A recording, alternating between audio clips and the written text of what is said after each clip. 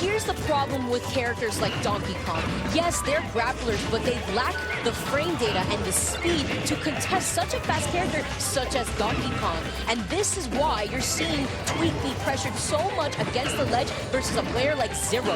And when it comes to frame data, basically we're referring to the fact that characters may have moves that come out quicker than others. Right now, Donkey Kong not quite having the fastest moves means that he's going to be interrupted a lot by Diddy Kong, who can mount pressure in quick short bursts, actually. He may be slower, but he's also heavier. Notice all that damage being racked up against him, and this could actually be used to his advantage. Yep, here it is. Zero just holding down the stage. He has a banana on field, which means Tweak doesn't want to slip on it. Right there, Zero just keeping this Donkey Kong in the air. He's trying to see if he can find a way to get rid of this stock. Here's a bad situation. And instead, Tweak actually going for the neutral air. No up air yet, which is the headbutt that we referred to before. Unfortunately, Tweak is at a percent right now where a lot of his moves are going to be sending the opponent into a higher ground, so it was really hard for him to convert with that headbutt. Yes, and there it is, Zero finally able to get it, and that was 196%. This character, DK, is so heavy, which is why he wasn't able to get rid of that stock as fast as DK can get rid of Diddy's stock. And right now we have the chase. Vicky, what do you feel like Tweak isn't quite doing well here in this matchup? He's struggling on managing to get back onto the stage, and that is something that Zero does phenomenally well. He pressures you on purpose so that way he finds you at the disadvantage and takes advantage of your bad positioning onto the stage. And here it is again, Zero just continuing to kick DK out of his attack range. You know, Donkey Kong does have some great moves. Oh my goodness, he actually just dodged the grab right there. You see Tweak reeling back in his chair, understanding that he is just unable right now to mount the pressure that he wants to. Instead, Zero dictating the pace of the match, sending Donkey Kong left and right. Tweak trying to do a get-up attack right there on the right side of the ledge. He tried to catch Zero off guard, but Zero is not one to get caught off guard with that up smash connecting and sending Tweak out into losers. And there you have it. Gonzalo Zero Barrios advancing to the winners finals. And now he will be waiting on the winner of the other side of winners semi. So be on the lookout for that. Right now we have Zero walking away from the stage, and I have to say that was just amazing gameplay right there from Zero. He didn't have to switch his characters at all. Stuck to the Diddy Kong, and Tweak, on the other hand, he kind of showed a little doubt in his cloud, right? We saw in Battlefield, he kind of got dominated there, and then decided, you know what, maybe if I'm able to go Donkey Kong, all I need to do is try to capitalize on the fact that Zero may whiff a move, maybe he'll go for an unsafe pressure tool, and that will give me the opportunity to get a grab. But that never really presented itself. Yeah, I liked his choice of switching. I liked his choice of switching. Okay.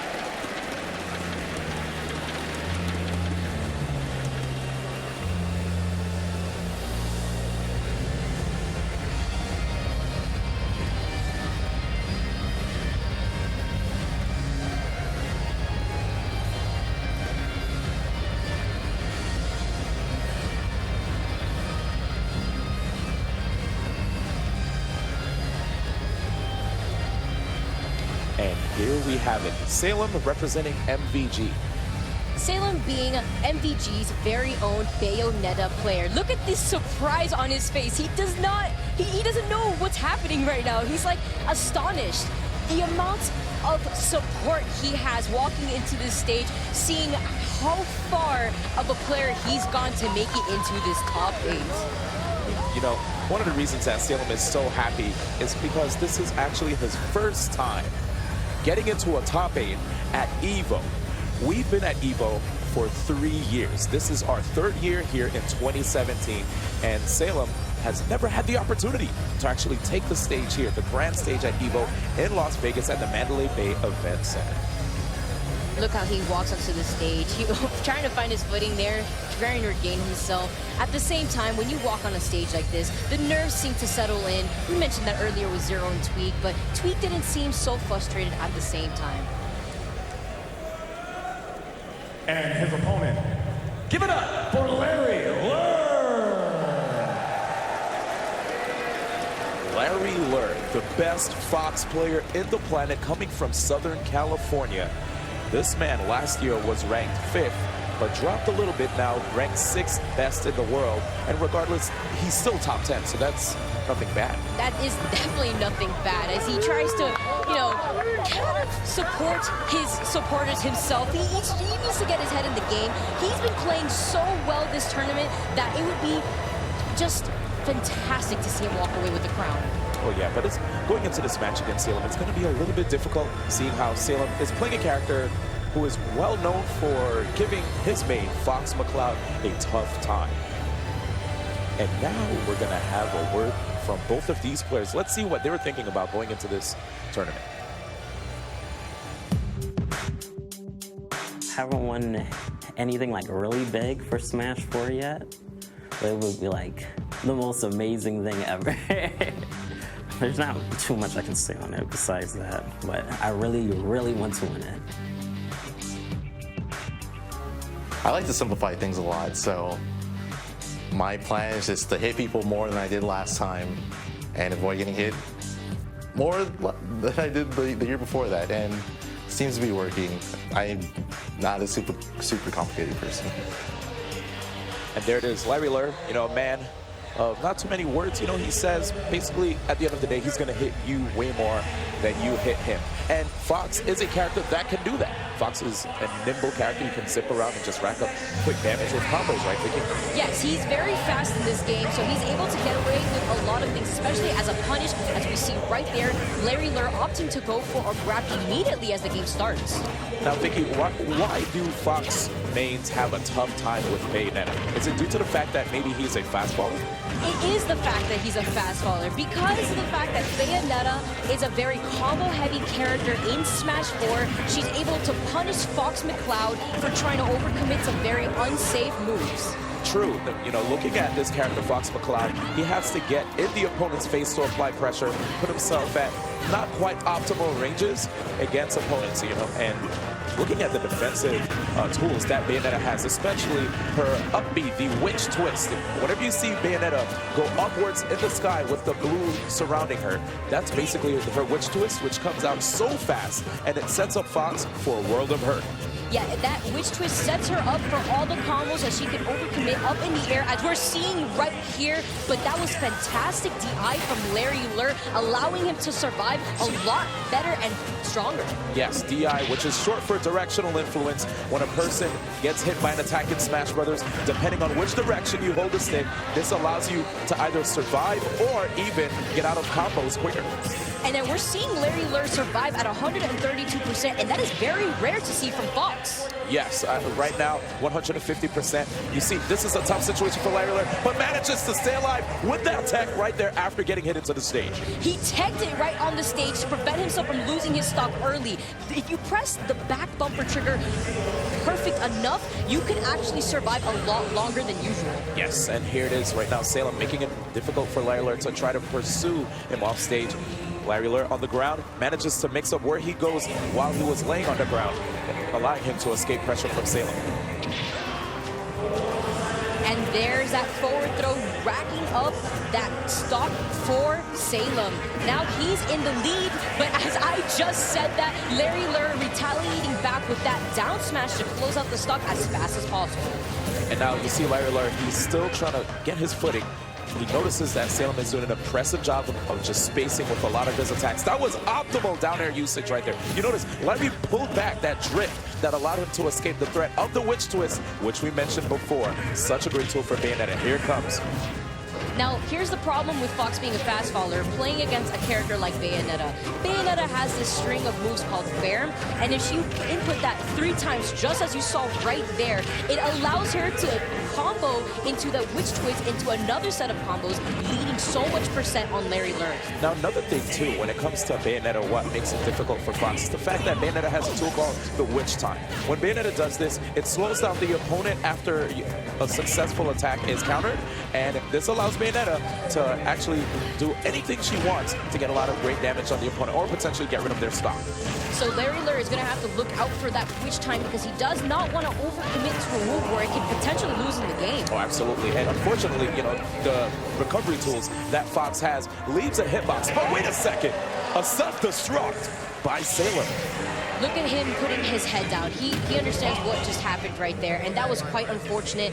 Bayonetta being a character that has one of the best recoveries in Smash 4, but if you use her jump too early, she's unable to recover from a high distance. Yeah, I just can't believe it. You know, every time Bayonetta's knocked off stage, I am always expecting Bayonetta to come back. You're able to use your witch twist, double jump, and then witch twist again. But instead, it looks like Salem just, you know, there must have been a misinput on the controller. That is something that happens commonly in the fighting game community, and that's why practice really ensures perfect. And here it is right now. Going into the second game, you know, these are 2 out of 3 sets. With how volatile Smash 4 is, especially due to the fact that there is Rage, a tool that allows people who have a lot of damage that was already inflicted on them mount a comeback if they were already losing. Things are going to be crazy here. And we saw Bayonetta earlier when the game started teleport into these swarm of bats and then teleport somewhere else. That is called Bats Within, and it only gets activated when you try to air dodge with Bayonetta. And here does you see Larry just holding down his ground. He's making it difficult for Salem to land, but Salem was able to land by putting out the hitboxes of that neutral air that Bayonetta has. And that's what we're seeing, the Bats Within allowing Salem to get below Larry Lur and try to get the better ground on her. And if you notice too, Salem always just putting out attacks, making it hard for Larry to want to approach or to want to even edge guard. But here it is, Larry on the hunt. If you notice, both of these players right now have high percent. That was an example of patience right there. Notice how Salem took a step back, waited for Larry Lur to recover on the ground and get that grab. And there's the grab, setting up. We have to throw it to the right. Larry Lur actually getting caught right there by the bullets. And there's the interception with the neutral air, taking off that stock from Larry Lur. Now Larry Lur is going to have to try to find his way to close out this stock, and immediately with the back air going to do it. We are at a dead even game, ladies and gentlemen. That is correct, Vicky. We are 1 stock apiece here, but Larry Lur does have the lead when you look at the scoreboard. Now, will Salem be able to tie this up? He's fully capable of doing it, as his character does have a good matchup spread against Fox. Look how Larry Lur is trying not to contest Salem, staying on the ground, holding up his shield just in case that witch time is out the ready and he's able to punish it. Oh, and right there, Larry actually missing that opportunity to get the up air after knocking Salem. There it is. You know, it's so scary facing off against Larry Lur on this stage, because if he knocks you on any of the side platforms, he will try to chase you with that flip kick that you saw, the up air with Fox McCloud. Catching Salem off guard there, putting him in the air, and now he's trying to capitalize on the landing, but Salem, wait a second. And we already know Salem does not want to be on top of Larry Lur. Fox McCloud has the ability to juggle his opponents with a strong up air at that. And Bayonetta, not being very heavy, could be very susceptible to losing her stock. Oh, this is trip. There's the up smash. Larry Lur with a 2-0 victory. Moving on to the winners finals against Zero. Look at that smirk. He feels very proud of himself as he proceeds through the winner's bracket. What a big win right there. And that entire last game, it seemed as if, I mean, at the second stock, it was even, but Larry Lur was going to play such an aggressive role into making sure he could rack as much damage as possible on Salem before Salem could retaliate back. And one thing, if you noticed, when Larry Lur was playing, he had the tag Hi Mom. So a big shout out to Larry Lur's mom. She's probably really happy to see her son do really well here in Las Vegas. You know, it's about 4 hours away driving, an hour away flying, but you know, at the end of the day, he did get the win. And now, here we have it.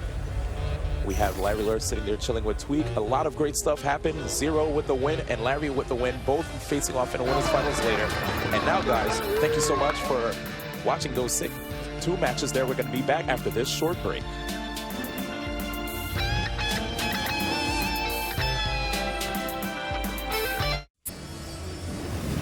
All right, guys, it's time for us to clarify some of the Smash terminology you're going to hear today.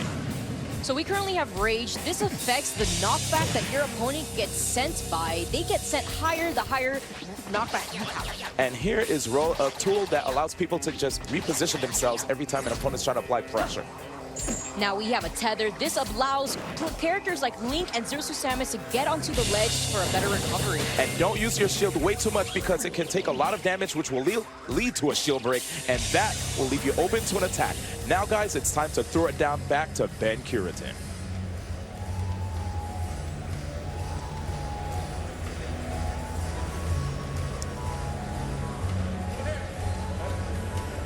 All right, guys. Our next competitor, give it up for Ken. Ken, right now, coming from Japan, the #1 player from Japan, Vicky. He plays Sonic, and everyone in Japan could definitely contest that he is the best player that they could possibly have over there. Yes, the best Sonic player in the world, and right now taking the stage here in the Mandalay Bay Resort and Casino Event Center. I'm really happy to see what's going to happen here with Ken. Ken, a player who was 19th best in the world last year, now 16th best. He just keeps on crawling up. But as far as Japan is concerned, as you can see that flag waving, he is #1, and they all see it. They respect him. They want to see him do. He is the sole Sonic representative here. And let's talk about the fact that Ken was sent into this loser's bracket earlier in the tournament by Zero. Yes, Zero, just such a strong player. He has so much matchup knowledge, and Ken, of course, has a lot of great matchup knowledge as well. He makes it very difficult for his opponents to deal with his Sonic speed, actually. You know, his Sonic is able to just keep repositioning himself underneath your opponent. Every time you think you have a safe area to land on, Ken will just be right there. And his opponent, make some noise for the Buzz. Representing Renegades, the Buzz right now, one of the most studious players when it comes to Smash Brothers. There was actually a meme of this guy having a laptop every time he would take the stage. Whenever he fights his opponent, he always pulls out this plethora of notes that his opponent is always astonished by seeing, oh, what do you have on me? And the Buzz always with a smile on his face. Every tournament I've seen him at, he was actually sent into losers by Tweet, who is also in this top 8. It is right now the Buzz, a player who is 4th best last year and actually this year as well. About to take the stage here, best Rosalina in the planet. And I have to say, you know, when it comes to the Buzz, he never ceases to amaze. And now, we're gonna actually hear some words from the Buzz. So what it means to me to win EVO is like a lot, because not many people have won EVO, you know, that's why it's so crazy. I honestly won't believe if it happened, because it's like, you know, that's the dream. People want to win EVO, people like, you know, fantasize about it, they plan, and then, you know, there's 1,600 entrants here, only one can do it. So I think it would just be like, I wouldn't even know how like excited I'd be. I just know I want that because it's something not many people can have. Yes, it's definitely a coveted title, being able to get that #1 spot here at EVO 2016. But of course, the Buzz right now in the losers bracket, especially with a 2 out of 3 set that he's going to be playing, things can get a little hairy here, Vicky. It definitely can, considering the fact that Ken has the ability to switch between being a very patient opponent, but also a very aggressive opponent at that. And dealing with a Sonic player that knows how to alter between both can be very difficult on closing in that gap and racking that percent that is so needed to close out a stall. And it looks like these players already have their stages picked. We're going to Smashville, a very popular stage in Smash Brothers, and here it is. Ken already trying to see if he can make sure not to get intercepted by that Luma. The Luma that Rosalina has can make it rather difficult, Vicky, for people to deal with. It is. Luma is a part of Rosalina, so the hitboxes that you use with Rosalina extend towards Luma as well. So Sonic needs to watch out and closing in that gap while Luma is on the stage. And that is why you saw Ken immediately get rid of her. Yep, and right there with Luma being gone from the field, you already see Ken is just moving with way more confidence than ever before, trying to force the Buzz into situations where he'll be forced to escape pressure, and then he'll follow up from there. But now, Vicky, we have Luma back on the field. Luma back on the field, and now Rosalina is as strong as ever. She's able to actually do a lot more knockback with that star. Yep, and there it is, that damage being inflicted on Luma, and Luma getting knocked off stage again. Vicky, what is the Buzz going to have to do in situations when Luma gets knocked away? He's going to have to try to play very patient and opt to go for more grabs, but as you're seeing right here, Ken's not allowing that to happen. Ken himself wants to get in those grabs because he understands that Sonic's grabs gets Luma out of there immediately. Yes, and right now, if you look at the percentage differential, the Buzz with the interception, taking that forward smash, and amazing stuff right there, maintaining the lead. Vicky, what does Ken have to do? As you notice, the Buzz, you know, he was able to take that first stop, but what did he do wrong there? He was getting a little too antsy and getting rid of Luma and not understanding the timing when Luma comes back. There you have it, Ken trying to hold out the stage. The Buzz has to understand he can't be too predictable when it comes to landing, but there it is, Ken using that double jump. If you notice, Vicky, right here in Smash, people can find ways to escape out of combo situations using the double jump. What other tools do they have? He could double jump and he could also air dodge through the moves so that way he could safely land on the ground. Yep, and don't forget too, that spring jump that Sonic has, which can make it difficult for people to deal with. Here we have it, Ken. He has enough damage on the Buzz, and he gets that back throw. The Buzz nodding his head. He's like, I respect it. I understand where you're coming from, but I'm still going to keep this win. Vicky, you can see the zoning right now from the Buzz, but Ken just keeps spin dashing in. He does keep spin dashing in, but the Buzz is not fazed by it as he has Luma right there to protect him. Yep, and there it is again, inflicting all of that damage on Luma, knocking Luma off stage again. You know, it's crazy. It looks like Ken could potentially win this game as long as he keeps up this Luma pressure.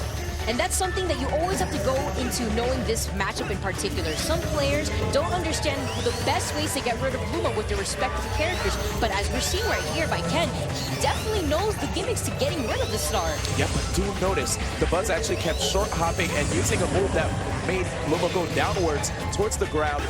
The down aerial right there from Rosalina. And there it is, using Luma as a decoy to try to get that grab. You have to be careful because sometimes it feels as if the Buzz, but Vicky lets Luma get hit on purpose so that the Buzz can actually mount more pressure. Every character has a shield they can hold on to, but when you have Luma right there to be your shield for you, it allows you to act out of anything so much faster. That is correct. You know, this puppeteer character, you have to have a lot of tricks up your sleeve when it comes to dealing with all this pressure. But Ken, in a very good position, gets that forward smash, and we have him with the first game. And throughout this tournament, I have definitely noticed that Ken, as a player, knows his timing for his very own character. That forward smash being very lethal when your opponent is off the ledge. There you have it. Best Sonic player in the world, #1 from Japan, Ken, putting the Buzz on the verge of being knocked out of EVO 2017. Here in the Mandalay Bay, the Buzz does not want to go out with an immediate loss of a 7th place finish here. Let's see what happens as we go to Town and City, a stage that is known for the lower ceilings. The fact that this stage has lower ceilings, it's going to make it very easy for both of these characters in particular to send their opponents upwards and potentially taking their stock relatively early. And if you notice right there, the Buzz already trying to send Ken straight up into the air using that up air that Rosalina has, which is very difficult to deal with. You know, the knockback is so high, even at low percents. And did you see Ken's shield right there? Just as we explained earlier, that could lead to a potential shield break, and that is something that Ken definitely does not want to be put into. Absolutely not. And here it is already. Ken with a perfect just conversion off of that spring. Now, if you look at the percentage differential, things are looking very good here for Ken. Do you feel as if the Buzz's game plan is not quite working out? What's your thoughts on this one, Vicky? Well, it seems as if the Buzz continuously gets pressured because of the Sonic speed that he has in this game. He continues getting into his face as the Buzz tries to push him away, and he's waiting for his star. He can't do as much damage without her, and Ken going off stage trying to snipe the Buzz and taking the Buzz's first stock of potentially the Buzz's last stock now. Yes, absolutely insane interception right there. And here we have it. The Buzz on his final stock. It could potentially be his final stock of the tournament. We have the Luma right there, just making it difficult for Ken to try to get inside, as we said before, but he did have a couple good tools that allowed him to actually knock Luma away. Here it is. He's not trying to get too predictable, but it still looks like the Buzz has a good beat on his movement now. notice how Ken doesn't need to approach either. He's waiting for DeBuzz to throw a move first, as he is in the lead, and he doesn't need to try to overcommit and make any unsafe options.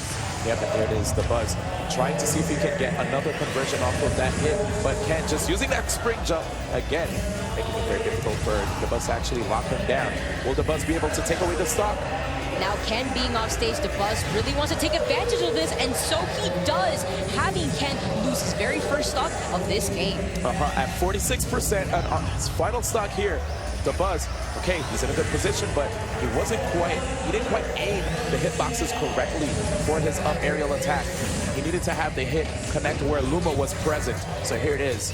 Now, Ken, again, just literally sending DeBuzz's Rosalina to the skies. And there it is again, DeBuzz on the chase.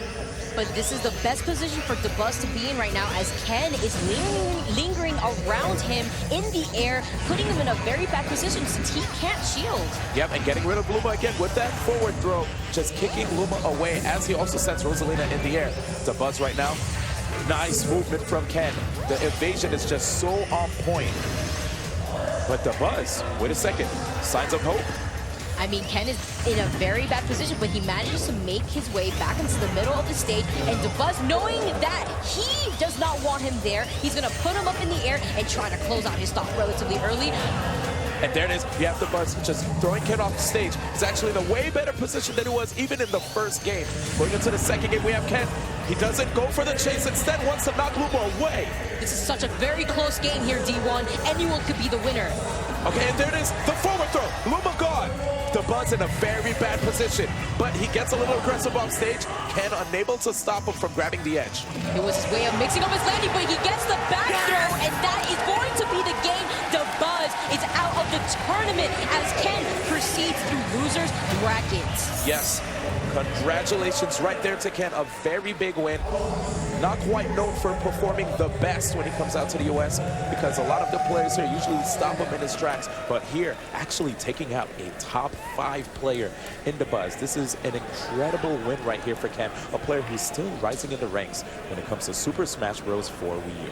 And he hasn't come to America that often either, so the fact that all his practice has basically come from Japan himself, and he's bringing it here on the stage to showcase what all of this was for. Yes, just amazing stuff right there. And it's about time for us to just check out how happy Ken was in this situation right here.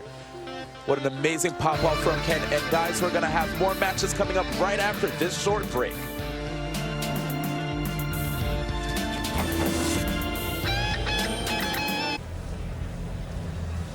Welcome back, and now let's take a look at our brackets. We have here in the winners final 0 versus Larry Lurr guaranteed, 0 over Tweak, and Salem losing to Larry Lurr. We currently have right now in losers bracket standing Salem versus Ken, and right below them Tweak waiting for the fight of Void versus Nairo. Just amazing stuff right now, but we have one more match to check for the first couple rounds of this top 8. It's time for Ben Currington to introduce the next 2 contestants. Next up, please welcome Void. Such a happy guy. Coming from Hawaii, currently living in Southern California, we have Void, the king of combos when it comes to Smash 4. So technical when it comes to Sheik and just Smash 4 in general. And right now, Void is saying, let's go Void to the people. If you don't know what he's saying, he's actually cheering for himself and letting the people know that they can cheer for him too. Let's go Void. That is a very occasional chant that you actually hear from the crowd whenever you go to these tournaments. Let's go Void. He has so much self-confidence, and he knows, thanks to his supporters and his practice, that he could do it. His opponent, make some noise for Nairo! Now, we have one of the most explosive players here in Smash 4. A storied rivalry, actually, between Nairo and Void. These guys face off against each other a lot, with Nairo actually having the upper hand, the lead when it comes to their sets. And Nairo, I have to tell you, this guy is one of the most popular and entertaining Smash 4 personalities ever. If you ever seen his broadcasts on Twitch, this guy is amazing, and he is a crowd pleaser. He definitely knows how to appeal to his fans and how to motivate them to continue on through bracket with their own ambitions as players. Oh, absolutely. And here it is, rocking that NRG jersey, about to sit down right now. But first, we need to hear from both of these guys before the matches happen. I was like, I can't be dead. The person I'm most concerned about is probably Nairo. He's my first opponent, and it's not only that he's my first opponent, I'm not really worried about anyone else. So when it comes to Nairo, we have very explosive games. It can go either way at any second of the match. So that uncertainty is what makes me most afraid of him. What motivates me to play is definitely the supporters, like all the love that people show me on Twitter, like my Twitch stream and all that stuff. Like, it's crazy, I always want to do well for them because, hey, they're supporting me. I want to show like I want to put on like a good show for them, or, I just want to, make the game hype and stuff, because they're the reason why a lot of people know me, they're very vocal and stuff like that, so it's pretty cool. Seeing both Nairo and VoD go up against each other is always a tearjerker because they're both players that the crowd loves to cheer for, and to have to see them face off against each other right here in the loser's eights it's going to be rough. Oh, we're going straight into it. Oh, we're already going into it. Starting on the stage, Final Destination, a very neutral-like stage with very big blast zones. There is no platforms on this stage in particular for these players to hide from. Now, looking at the character Zero Suit Samus, a character that has a grab that is quite laggy and leaves herself open to counterattack. And another thing about Zero Suit Samus is her air pressure, though, is amazing. And her combo game, quite destructive. You have to be careful for that one. And then you have a character like Sheik. With the amount of frame data that she has, she's a very fast character that is constantly trying to pressure you. I think what's going to be really interesting seeing both of these characters go up against each other is who exactly is going to take the first stock. Sheik is known to be a character that can rack up damage, but when it comes to getting the KO on opponents, that's going to be the tough part. Zero Suit Samus, on the other hand, can actually get opportunities to KO opponents. It's even scarier when Zero Suit Samus has increased rage as, what's the percent get higher? If you look at it right now, Nairo's at 107%. This is scary for VoD. For a lot of people due to Smash, they would think, you know what, VoD's winning. Actually, it's a tough situation to call because Nairo does have a lot of great rage combos with Zero Suit Samus that can allow him to bring it back. But as you saw right there, the needles into bouncing fish combo from VoD, and that's what we're talking about. VoD is a very explosive character, but speaking of explosive, Nairo with those lateral combos, as you mentioned earlier, D1, taking the stock and evening out this game. Oh, absolutely. A myriad of up airs, ending in that boost kick, sending VoD to the skies. And it was crazy because VoD put in so much work right there, but Nairo just one conversion, and right here, he gets another opportunity. Will he be able to end it? He tries not to overcommit too much. If he did that up the off stage, he would have actually fell to his death. And here we have it right now, pulling back, but VoD trying to inch forward, spacing with his chops right there, the forward aerial that Sheik has, making sure that he's unable to get countered right there by Nairo, who is in a good position to take the first stop. VoD's trying to find his footing back up to the stage. Very interesting mix-up on recover right there, but the paralyzer gun keeping VoD at his tracks. Yes, and here it is, actually clarification. First game here, as you notice here, VoD, he gets the grab. He's trying to see if he can just mount so much pressure, but Nairo with the conversion off of the paralyzer right there from that down smash. VoD with the interception, telling Nairo to stay away, coming back on stage. Thanks to the fact that this stage has very large blast zones for your character to get KO'd in, Nairo was taking advantage of that with the up tilt and closing out that game. There you have it. Right now, Sheik, as you can see, many safe options on shield, racks up a lot of easy damage, but has a hard time closing out the stocks. But I have to tell you, when it comes to mobility, Sheik has it in spades. And then you have Zero Suit Samus, the zoner, her superb juggle and combo game, as you saw earlier in that game with the up air combos into up B, the zone breaking tools, and the down smash to down B combo, which is that flip click that you saw earlier off stage.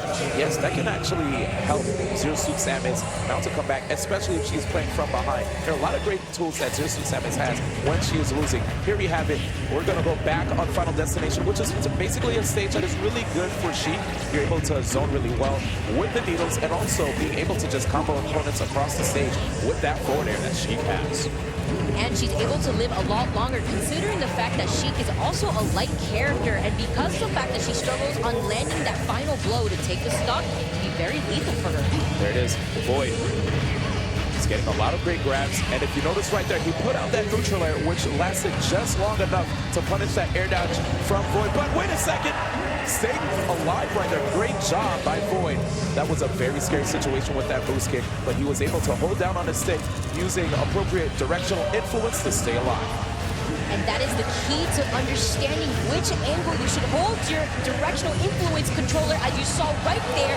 Void escaping Nairo's ladder combo into retaliating back with his very own stop in this game too.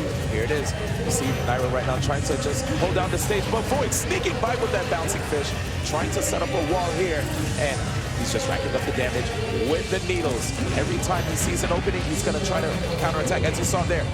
And we saw that whiff grab right there, D1. You mentioned it is very laggy and can leave you very open to getting comboed yourself. Oh, big time. And notice how every time you see Void try to jump on top of Zero Suit Samus, you see the up tilt, a great anti-air tool that Zero Suit Samus has. And actually, Nairo was able to KO Void with it in the first game. And immediately retaliating back with a two-stock that game two and hitting him with the up smash from a whipped up B combo. Yes, that up smash is such a great KO tool for Sheik. You don't want to be caught by that diamond cutter, as it will send you straight to the skies. And if you try to land on top of Sheik and hit Sheik as Sheik is charging that up smash, you will not be able to interrupt it, because the hands actually are intangible. You can't interrupt them. They basically will win against any move right there. So great job right there by Void. 1-1 here with the score, and it looks like we might have a stage with platforms that may just aid Nairo's combo game. What will we see here, Vicky? We're seeing Battlefield. This stage in particular, the fact that it has 3 platforms allows the players to mix up their landing options so that way they're safer from their opponents. Yes, and another great thing about the stage is the fact that characters' survivability increases with the high ceiling. But facing off against Nairo here on this particular stage can be quite scary. Having these platforms means that Nairo will have more than enough opportunities to keep chaining those up aerials that we saw before to end with a boost kick off the top of the screen. Especially if Nairo catches Void on these top platforms, it could be a stock difference for him. Oh, and a scary situation right there, but able to come back on stage. Zero Suit Samus does have quite great recovery. As you notice, that tether that we did see before, it just allows Zero Suit Samus to zip right back towards the edge. It leaves Zero Suit Samus less vulnerable, so that way he can make it back onto the stage easier. There you have it, and the spacing right now, Vicky, from Nairo just makes it really difficult for Void to try to keep it going. And what's going to happen here? Off the top! And that is why platforms are so necessary for Nairo's play, because he is able to overextend and close out those stocks early. And such tricky movement right here. As you notice, the zoning from Nairo. Void still not showing much emotion. He's staying really focused right here. His eyes on the prize. Will he be able to end that stock? Oh, he was so close right there. And then, okay, I thought we were going to see a self-destruct from Nairo, but not quite. That a lot of things just happened on the left side there. Off stage, Nairo was able to get back onto the stage safely as Void overextended off stage to close out Nairo's stock early. Here comes the pressure again. Nairo on stage, trying to see if he can interrupt that vanish recovery from Void with that down smash to no avail. Void still struggling to try to get this last stop. Nairo gets the ender. 2 stock, 143%. Void finishing at 7th place. And we saw in that very last game, Void was struggling to land that final blow compared to what we saw the game before that, where Void actually 2-stocked Nairo. It could be very difficult as Sheik to finalize that game when you are behind, unfortunately. And here we have it, Void flying off stage and Nairo running right behind him.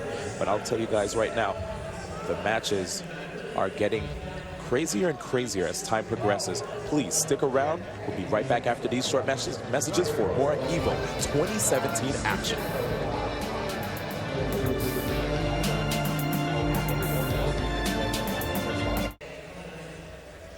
And we're back. Let's check out the lower bracket right here at EVO 2017. We currently have in losers bracket Salem versus Ken, a matchup that is not obscure to Ken whatsoever since they have their very own Bayonetta back at home. This matchup is 0-1 in Salem's favor. And right below that, you see Tweak versus Nairo coming up very soon for you guys.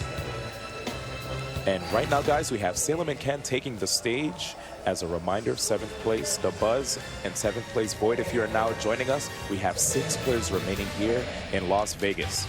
Ken, an impressive Sonic main. We've already seen what he has done to The Buzz. The Buzz, just such an amazing player in his own right. And now, Salem, he's trying to make it happen. He wants to stay alive here in this bracket. He got sent to the lower bracket, facing off against Larry Lur in a matchup that he actually wins in. Let's go straight into the action, Vicky. And we are starting off on Smashville with its very own platform that never disappears but is constantly in motion. Yes, and one of the scary things about this platform is if you can combo opponents or pressure them on that platform, you can get earlier KOs on opponents than expected. Please be careful. Especially against a character like Bayonetta, she loves it when her opponents are hanging around above her with the Witch Twist, which is, as you mentioned earlier, D1, that blue aura that surrounds her that allows her to start her combos. Yep, and there it is. Ken, right now, doing a really good job of just sending Salem into the skies. And one thing that we see right now from Ken is the fact that he's conditioning Salem. He wants to understand what his habits are after putting him in a juggle situation from the up throw. One of the things that can actually help him is noticing when the air dodges happen and trying to punish them. So we'll see what Ken does here, Vicky. And notice how Ken is trying to be careful, not trying to overcommit, as he has a lead with only 37%. Is only trying to hit Salem whenever Salem presses a button first. Salem playing very careful here. Ken's defense, though, impeccable, only taking 37%. As long as he keeps these percents low, he doesn't quite have to worry about getting KO'd. But then again, this is Bayonetta we're talking about, Vicky. And whenever you hang above Bayonetta, as mentioned earlier, it could be a very early stop for yourself, so you don't want to try to overcommit and jump around too much. Yes, when it comes to Bayonetta, this is a combo-heavy character.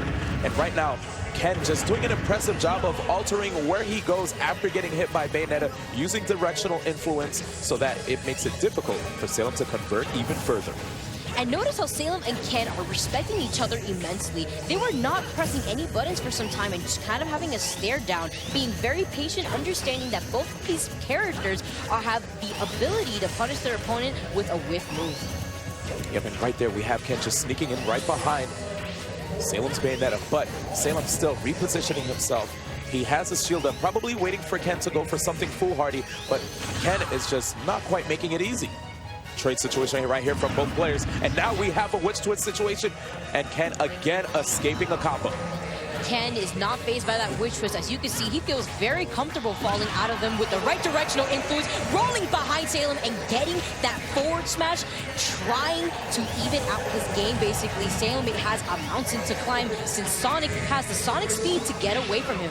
Yep, here it is, Salem right now, trying to see if he can manage to connect the bullets right there after sending Ken off stage, but Ken still able to get right back on, and he's just trying to go for these grabs again, looking for breaks in Salem's pressure. He understands Salem's flow, it seems.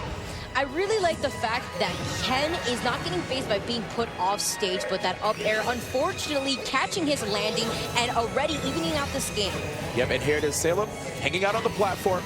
He's leaving the hitboxes out there. You see the kicks right there from that neutral air. Salem basically putting up a wall with these hitboxes, telling Ken, if you jump into this, you're going to get hurt, so you better respect my range. And notice why Ken is holding shield against Salem's hold down Nair. That tornado-like heal that you see Bayonetta do, it racks up chip damage, forcing your opponent to approach you because you don't want to be getting hit by that. Oh yeah, absolutely. The chip damage coming from those bullets that we see when Bayonetta is spinning around. And here it is, Salem unable to actually connect any of those heal slides. You know, Bayonetta has a lot of great tools that can lead into combos, and it looks like the only great tool that worked out. Wait a second, I was about to only say Witch Twist, but that down tilt did pop up Ken a little bit.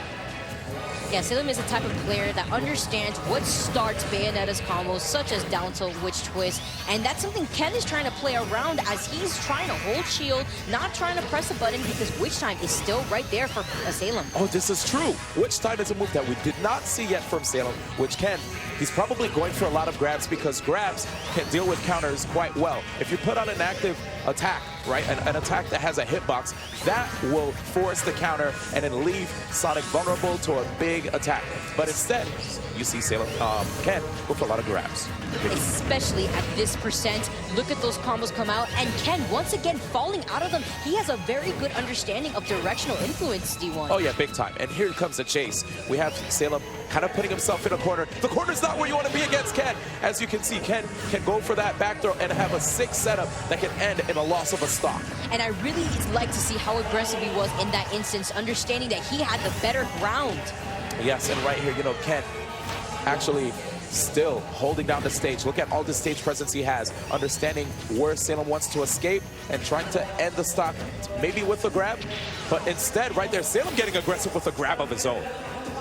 And we're seeing Ken land all these grabs in particular because whenever Salem continuously jumps in the air, Ken is right there to catch him whenever he lands. Speaking of jumps right there, that jump actually allowed Salem to avoid that combo into the potential follow-up. And now we have Salem on stage. Who's going to be able to get this first stock?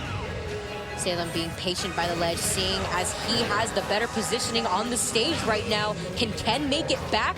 Oh, and right there, Salem looked like he was expecting the roll to allow him to escape that corner situation. Here it is. He doesn't quite end the stock right there. A glancing blow with that neutral air.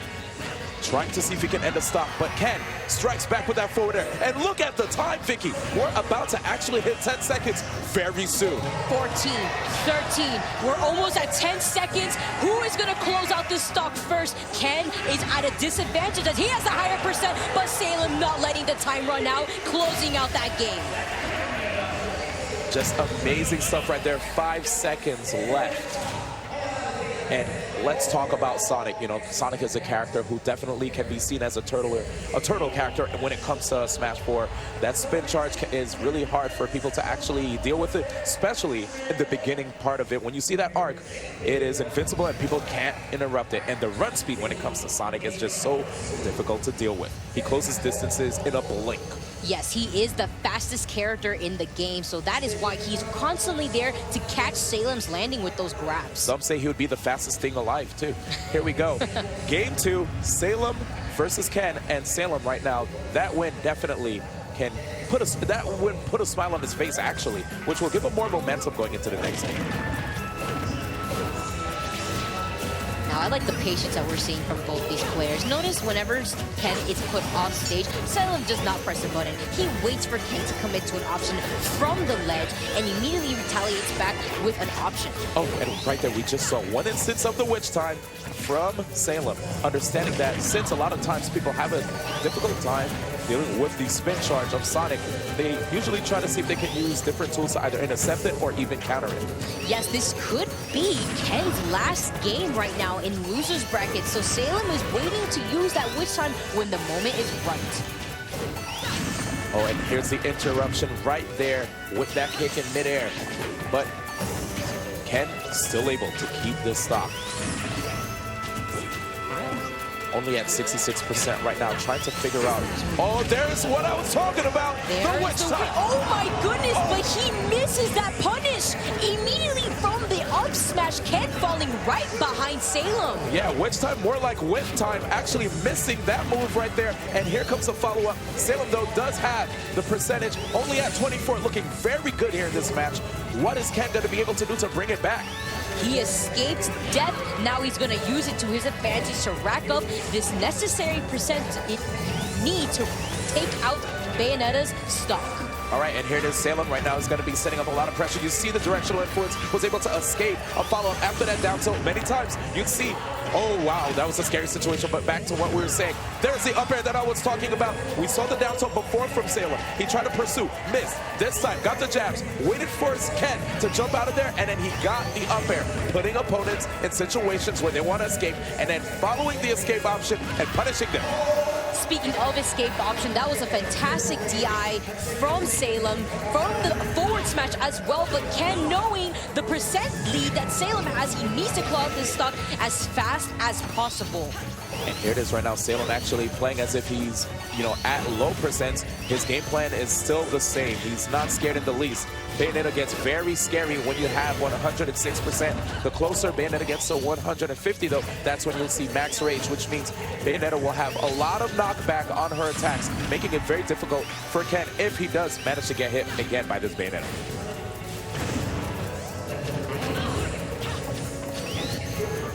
Okay, and here it is. We have it, Salem. Oh, wow, what an interception there. Notice how Salem is not phased by this percent, getting hit by that up air, sending him right up there. Is this gonna? No, it isn't. That throw will not be able to do it yet as Salem makes his back towards the stage. And it's very difficult right now for Ken to end the stock. As you notice, Bayonetta's recovery is just so great. Here's the follow-up. That air dodge, letting him get right back on the ground. That air dodge is very necessary, but there's no air dodging in this witch twist right here as Ken is out of here from that witch time and a taunt. That dance that you saw Bayonetta do at the end of the game really reflects the confidence that Salem has standing on this stage. And there you have it, Vicky. 5th place going to Ken. Salem moves on with an impressive display of Bayonetta right there. Using the witch time more so in the second game, not so much the first one, probably conditioning the opponent, telling them, yeah, I'm not really gonna rely on this. You could be as aggressive as possible. Then in game 2, catching Ken unawares, getting the win. And that's what I really liked that Salem used witch time for the very end when it matters the most, because if you use it earlier on in the game and your opponent sees that you're very happy on using it, it can be used to their advantage, and look out for it. And look at Salem, such a big smile on his face. You could see those pearly whites. Guys, we're about to go into a break right now. Stay tuned for more EVO 2017 action. And we're back. We're going to touch on the rules here for Smash 4 at EVO 2017. So here we have game settings, 2 stocks, 6 minutes, 2 out of 3 games, winners finals, losers finals, and grand finals are best played 3 out of 5 games. First stage is decided by rock, paper, scissors. Winning players is not locked into the game character for the next match, but has to pick before loser selects character. Sudden death will tie percents. Stock will result in a 1 stock 3-minute playoff match. So that's actually a rare situation that happens in Smash, but it can occur. And when it does, you have to run it back with 1 stock and 3 minutes, like it just said there. And now we're going to have 2 players from the tri-state area. Actually, Tweak moving to Ohio recently. Nairo and Tweak taking the stage, and they're going straight into it. Nairo playing a character totally different from 067. What do we have here, Vicky? We have Bowser, a very similar character to what we saw Tweak use earlier, such as DK, a grappler who wants to rack as much damage with those grabs. Yes, this character, Bowser, is a character who can get a lot off of throwing the opponent into the air and setting up for some mean combos. Bowser also a heavy character, which means that the character can take way longer to KO. But here we have it, Tweak using the range and the speed that Cloud has to make it very difficult for Bowser to gain the advantage.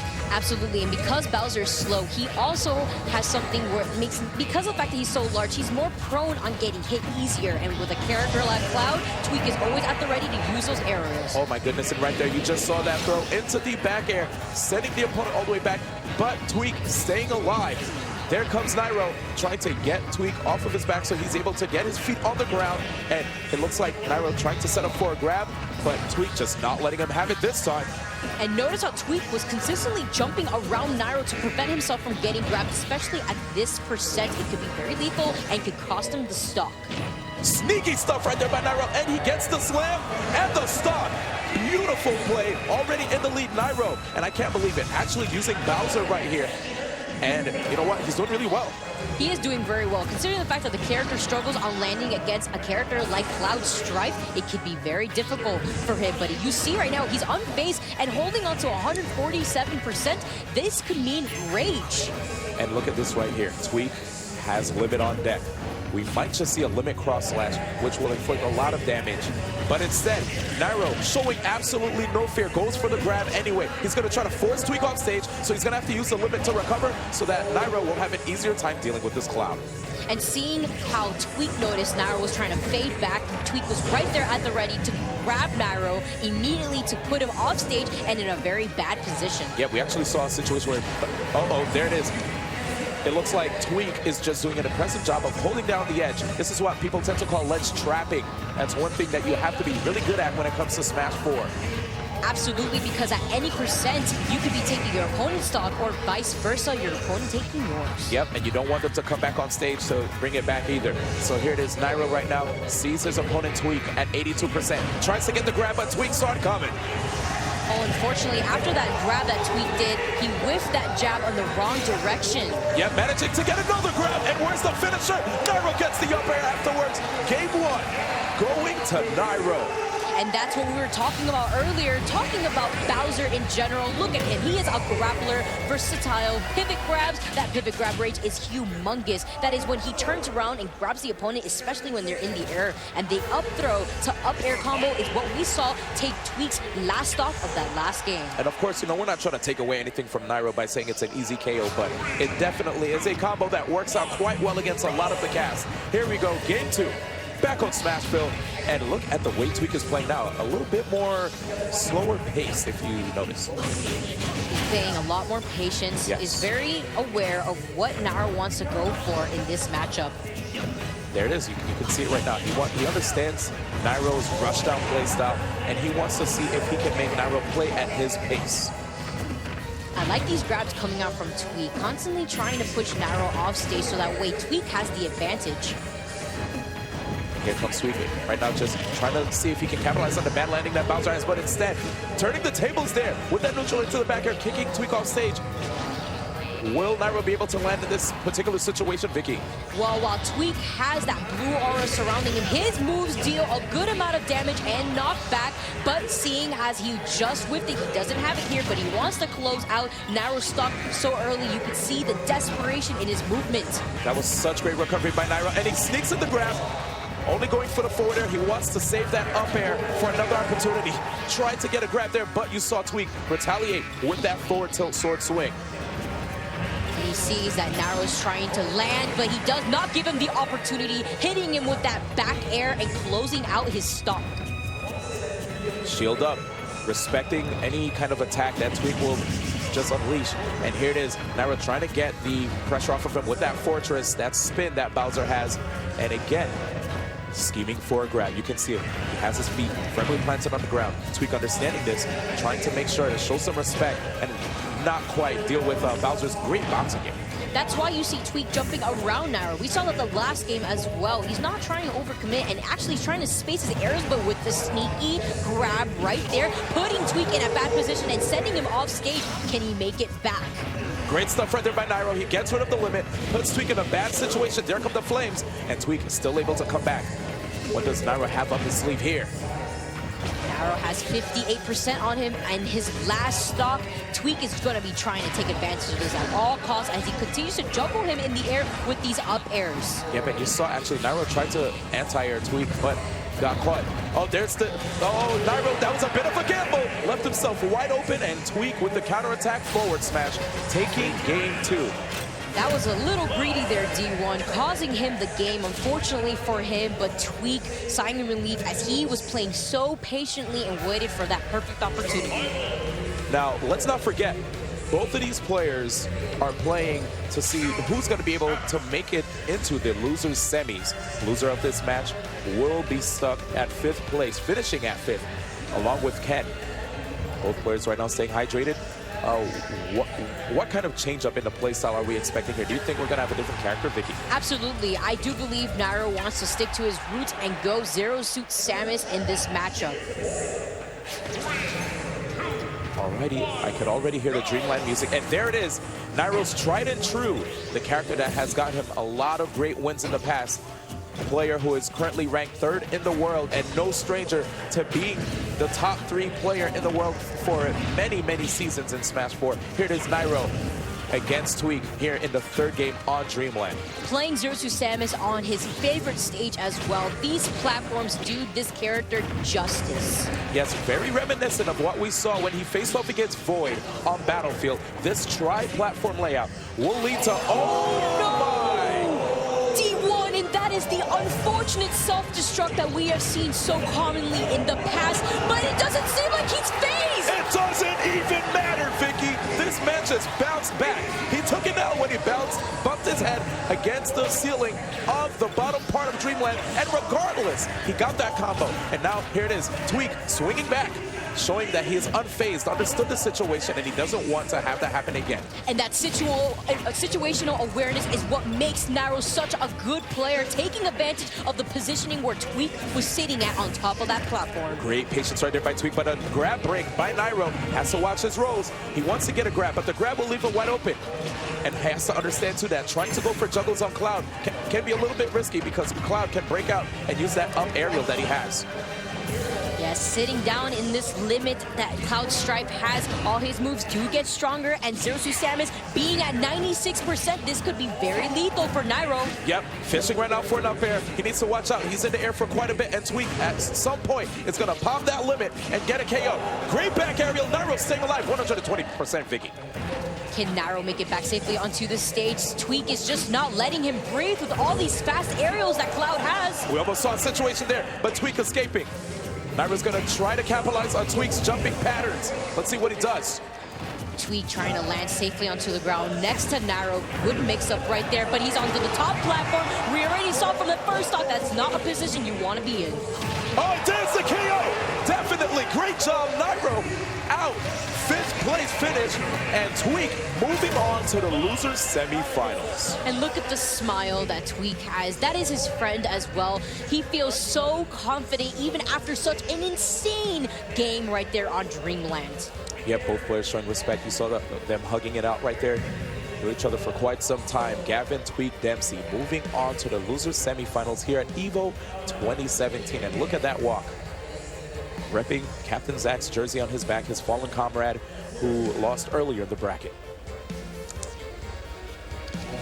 Coming up next, guys, we're going to have Zero versus Larry Lur, the winners finals match that you were all waiting for, but it's going to be coming back after this short break.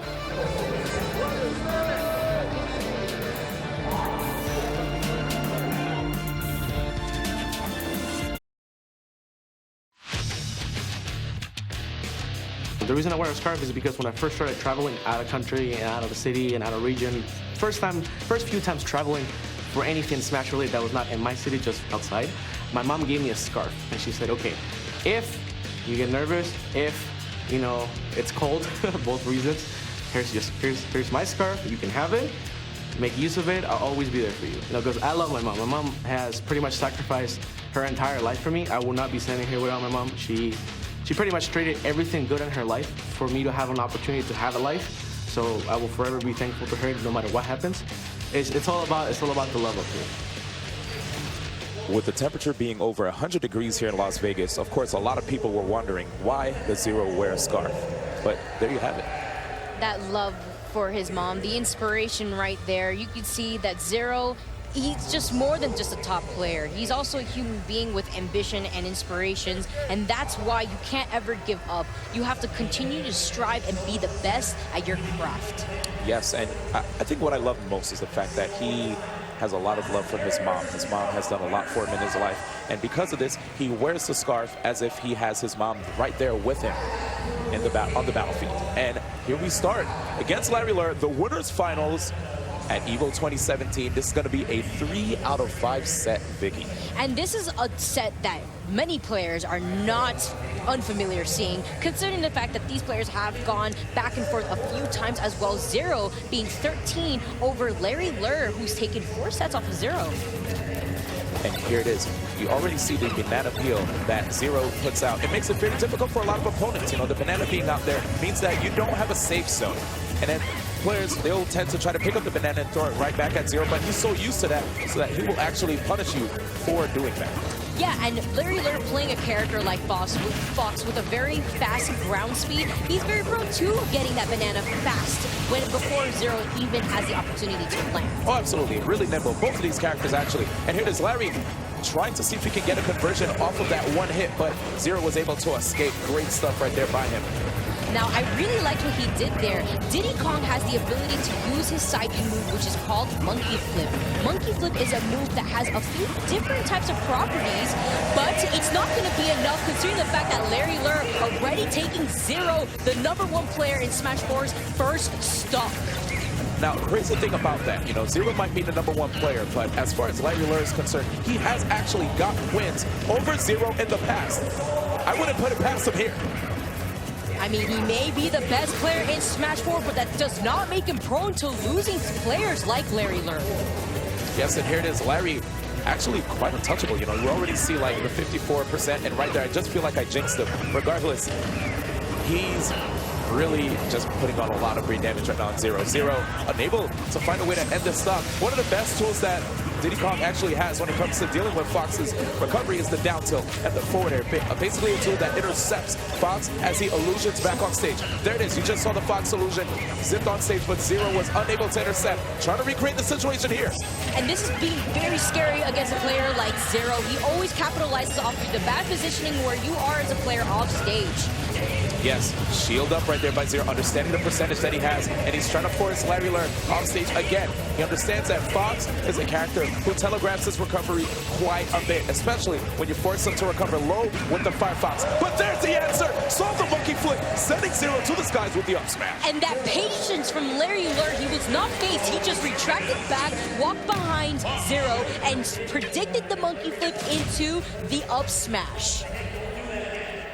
Amazing play right there by Larry Lurr, but this is a 3 out of 5 set. And Fox, a rushdown character, amazing frame dead, which means he has really quick moves, and his confirmations into the up air and the up smash, those moves just have such great knockback straight to the sky. When it comes to Fox's punish game, you have to be careful. Yeah, he's also a very light character as well, so he doesn't want to be put into very bad positions when it comes to being on stage. So he's going to be looking out for where Zero is, so that way he can maneuver himself around him and condition Zero to try to avoid him. And there it is. You notice how he's like following where Zero is trying to go. Basically, every time Zero's in the air, he wants to follow the double jump. He wants to follow if he tries to monkey flip on stage, off stage. He doesn't want Zero to feel like anywhere is safe. And that's what we're seeing from this respect right now. Notice how Larry Lurr opted to go behind Zero. He's trying to, okay, I'm going to keep my distance and try to use these lasers to force you to approach me. You know, those lasers that Fox has with his special move, it racks up a good amount of damage and forces your opponent to get a little angsty. Wow, and Larry Lurr, I have to say, just super duper impressive right here. But Zero, again, there's what I was talking about. Zero already setting up with his forward airs. Not quite ending the stock though, but if Zero can just keep looping Larry in situations like that where he throws him off, capitalizes on recovery time and time again, Larry Lurr's percentage will be high enough where he won't be able to actually return to stage. Yeah, you're not unable to get hit when you are in that illusion. So that's why Zero likes to capitalize off of that position. Because once you commit, you have to be in that illusion. But notice right here, he is unfazed by that. Zero's face remaining immediately neutral as Larry Lurr took his first stock with a back air. Yeah, that up tilt just makes it really difficult for people to get up on stage. If you try to get up on stage in an unsafe manner, Larry will time that up tilt in such a way where it sends you into the sky, and he has two options, the up air or the back air, mixing up which direction you would want to influence your character after getting hit. Here's the down tilt that you mentioned, D1. Really good at catching Larry Lurr's horizontal recovery. Look at that, just he's actually dancing all around him. Opening situation right here, forcing Zero off, and Zero, you saw that he delayed his recovery so he can grab the stage. But look at all this pressure. This confidence that we're seeing from Larry Lurr, and Zero trying to capitalize off of that very low forward air that we saw from Fox McCloud, and he isn't going to be getting it. Zero wants to close out this stock as fast as possible. Yep, here it is, Larry Lurr. The patience that is being displayed from him is quite impeccable. Going for a grab, but Zero just breaking out of that, matching the controller as fast as possible to get out of that situation. And look how we saw Zero slow down his game, and wow, what great awareness from Zero right there, capitalizing off of that grab into up air, taking Larry Lurr's first stop. Yep, and the best thing about that was the fact that Zero waited for the air dodge. A lot of times players will go for an early air dodge, thinking that the opponent will quickly go for a follow-up. And right there, Zero just showing the patience that he has. And now, he's in a good position to potentially end Larry's stock. But Larry, his recovery so far has been difficult for Zero to basically punish. And we have Larry Lurr taking game 2 over Zero, the best player in Smash 4 D1. This is a very big deal. Yes, right here we have the best Diddy Kong and the best Fox in the world facing off here at EVO 2017. And we have a Game 3 scenario for Zero with him having 0 wins right now on the scoreboard. It's actually 2-0 Larry Lurr. Yes, 2-0 Larry Lurr. I did not stutter. I we gonna see Zero get sent into loser's bracket for this top 8? Larry Lur putting a number 5 on that scoreboard versus Zero. Oh, right there, Zero going for the jabs into the finisher, but Larry was able to actually block the rest of that and right there punish Zero for it. So it's gonna have to be careful. Wow, and you know, speaking of the patience that we saw from Zero, we see that also from Larry Lur. I do. I see him walking back and understanding that he does not need to overcommit as he continues to get all this damage with these up tilts. So much damage right now. Larry waiting. There it is, sneaking by. So Zero right there probably thought Larry would have went higher with that Fox illusion, and Larry just went right underneath. Now Zero having dominating stage control. Larry Lur struggles to make it back onto the ledge safely. He's trying to mix it up right there with the landing on the platforms, trying to juke Zero out to think that he would be on top of them. That was actually insane. You saw Larry try to go for that shine. That reflector is a great tool to actually intercept Diddy's recovery. And here we have it, Zero. He's in a good spot here, but we see the Firefox recovery. Zero intercepting another illusion. That was great timing on the down smash there, catching Larry Lur out of his recovery and taking Larry Lur's first stock now of the game. All right, and here we have it. Zero hanging out on the stage. We see the double jabs, and I believe he was trying to see where Zero was actually trying to go after getting caught by the jabs. Still unable to take the stock here, but Larry is still in a pretty decent position. I mean, he has 2 games. He does have 2 games, and he's completely unfazed from Banana. He's constantly on Zero's tail to ensure he can't take out Banana, and with that up smash, closing out Zero's first stock with nearly a dead even game as Fox has the frame data to basically put Zero at the same percent as he is. Yes, it is not safe anywhere when you're facing off against this Fox. He's just so nimble. Look at the rush down. Larry Lur! Oh! What did we see there, Vicky? He just dragged him down with fast fall forward air, and that's the multi-hitting move you saw him use on the stage. He nearly tried to do it off stage, and if he managed to successfully do that, Zero was being unable to recover. Yes, and there it is. Larry, a lot more damage than we've seen in the first 2 games. Zero looking very good here.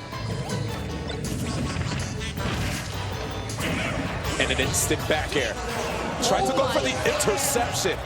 Did you see how greedy Larry Lur was in that instance? You could see right there in that action that he wants to close out this game very fast. Yes, I definitely respect the attempt as he noticed he was behind and he had to go for a gamble.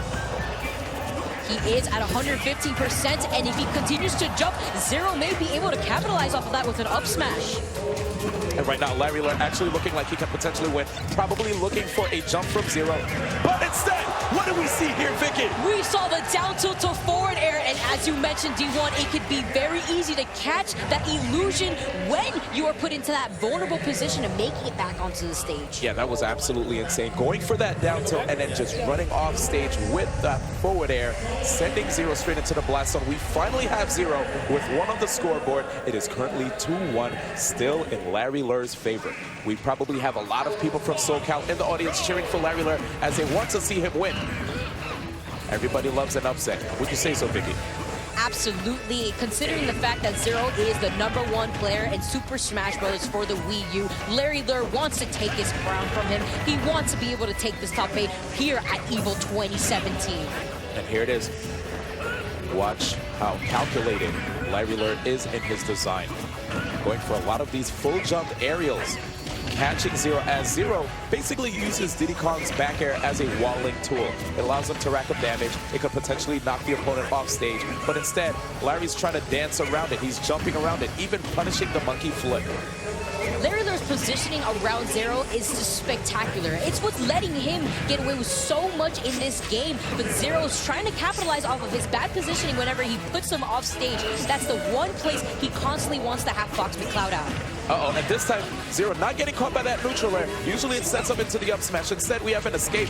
Wait, the grab confirmation. What do you think we're going to see here from Zero? Well, we saw him use the banana for the first time in that game, and from the down tilt to up smash, Larry Lur falling right out of that multi-hitting move. And I love how Zero just put out the banana peel so he can have a safe channel just to walk straight in there. Instead, opportunity for Zero. Look at that, the amazing read. He got the knockdown right, stayed in an amazing position, making Larry Lur second-guess himself and rolling behind that down smash. He was able to predict them perfectly. That's why you saw him space himself at that very moment to capitalize off of where Larry Lur was trying to go. And this is one of the reasons why Zero's the best. If you can notice right here, he's turning things around. He's understanding the way Larry Lur is playing, and he's actually trying to counter more so what Larry Lur is doing here. Uh-oh, you can see it right now, Vicky. Larry Lur is getting antsy. He is getting antsy. That run-up up smash was what he was trying to go for to close out Zero's 127% stock, but that up smash, very convincing game 3 right there from Zero. And